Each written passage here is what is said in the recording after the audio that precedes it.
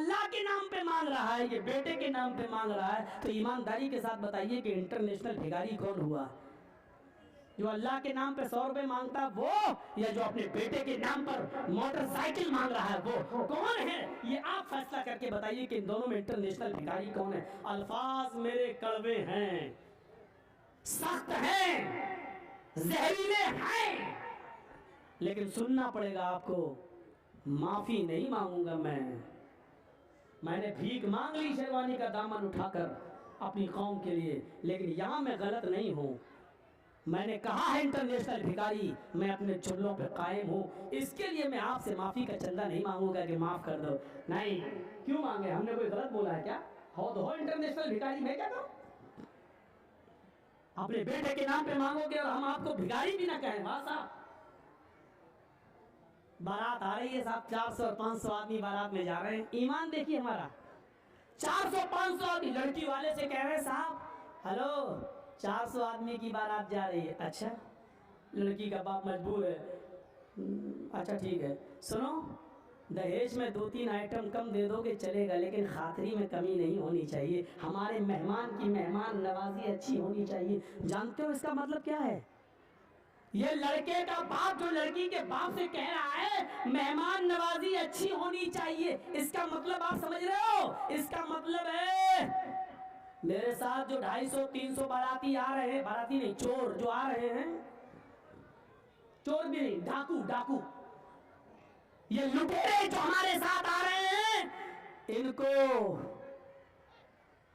छोटा बड़ा नहीं चलेगा, छोटा देना। मतलब मुंह से नहीं कह रहा, मुंह से इतना कहा खातरी अच्छी कर देना। जहेज में 1-2 आइटम कम दे देना चलेगा, लेकिन खातरी अच्छी कर देना, मेहमान नवाजी अच्छी। ये इस अच्छी में बहुत सी चीजें छिपी हुई है। यानी बड़ा नहीं चलेगा, छोटा देना। पोल्ट्री नहीं चलेगा, देसी मुर्गा चलेगा, वो देना। 1 आइटम नहीं चलेगा, 5-6 आइटम देना। इस अच्छी में ये सारी चीजें छिपी हुई हैं। और इन लुटेरों का पेट भरने के लिए उस लड़की का बाप कहां से बेचारा कर्जा लेता है और आपको एक टाइम अच्छा खाना खिला देता है। अच्छा खाने का मतलब समझ गए ना? आपको बड़े का नहीं मटन खिला देता है, देसी मुर्गा खिला देता है, आपके पेट की जहन्नम को भर देता है। हालांकि इस एक दिन के खिलाने के चक्कर में उस आप लड़की के बाप को उसका कर्ज का अदायगी करते हुए कितना सूद देना पड़ता है और कितने साल तक उसका कर्जा अदा नहीं कर पाता है वो बेचारा। कभी आपने उस गरीब बाप की गुर्बत की तरफ भी आपने ख्याल रखा है? इतना याद रखना, अगर आपने किसी गरीब की गुर्बत को नहीं देखा तो आप जालिम हो जाएंगे, आप जालिम कहलाएंगे। ये जमीन पड़ी है, ये खाली जमीन है जहां औरतें बैठी हुई हैं, मैं यही रहता हूं। थोड़ा पानी दीजिए। मैं यही रहता हूं, चलिए मान लीजिए मुझे मालूम है कि ये एक जमीन किसकी है। आपका नाम? शराफत अली का नाम है। मान लीजिए जमीन शराफत अली साहब की है। आप सुनिए, बहुत इंपॉर्टेंट बात बताने जा रहा हूं, सुनना पड़ेगा तुम्हें नहीं, तुम्हारे बाप को भी सुनना पड़ेगा। जब तक मैं यहां हूं ये पावर मुझे मोहम्मद रसूलुल्लाह ने दिया है। बैठो यहां पर, सुनो। ये जमीन शराफत अली साहब की है, 2 लाख की जमीन है। मुझे मालूम है कि 2 लाख की जमीन है, लेकिन शराफत अली साहब की वालदा की तबीयत खराब है। इनको हॉस्पिटल में अपनी माँ का इलाज करा रहे हैं। अब जर्जीज साहब सोच रहे हैं कि शराफत अली अपनी माँ की तबीयत का इलाज कराने के लिए अपनी ज़मीन बेचेगा, क्योंकि उसके पास पैसा नहीं है। अब जर्जीज साहब उसकी ज़मीन बिकने का इंतजार कर रहे हैं और मजबूरी का फायदा उठाना चाहते हैं कि 2 लाख की ज़मीन हमें 1.5 लाख में मिल जाए।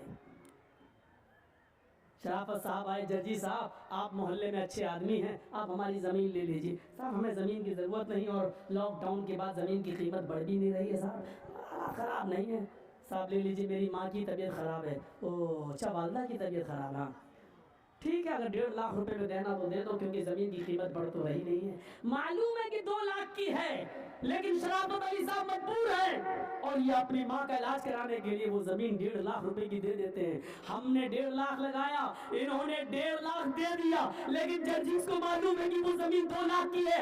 अल्लाह की कसम हम इसके बावजूद बेईमान हैं, चाहे सौदा करके ही हमने क्यों ना लिया हो, क्योंकि हमें मालूम है कि वो 2 लाख की ज़मीन है। हम हक मार रहे हैं, हम मजबूर की मजबूरी का नाजायज फायदा उठा रहे हैं। और इस्लाम ये कह रहा है कि तू चाहे कितनी नमाजें पढ़ ले, चाहे कितने रोजे रख ले, लेकिन तूने अपने मुसलमान भाई के ऊपर जुल्म किया है, अल्लाह की कसम तेरी नमाज कबूल नहीं होगी, तेरा रोजा कबूल नहीं होगा। हम पढ़े कहाँ हैं?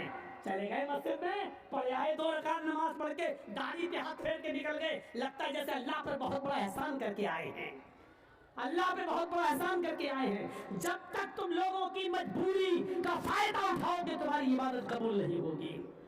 कभी आपने ये भी सोचा है कि साहब 2 लाख की ज़मीन है शराफत अली साहब की, इनकी माँ का इलाज होना है, बेचारे को ज़रूरत है पैसों की, चलो 2 लाख की ज़मीन को हम 2.25 लाख में ले लेते हैं, बेचारा अपनी माँ का इलाज करा रहा है, ऐसे किसी के सामने हाथ फैलाने में शर्म आ रही है, चलो 2 की ज़मीन हम 2.25 में खरीद लेते हैं, हमारी ज़मीन पड़ी रहेगी 2-4 साल, उसकी कीमत बढ़ जाएगी, लेकिन एक मजबूर आदमी बेचारा अपनी माँ का इलाज करा लेगा। कभी 2 लाख की ज़मीन को 2.25 लाख में दिया हमने?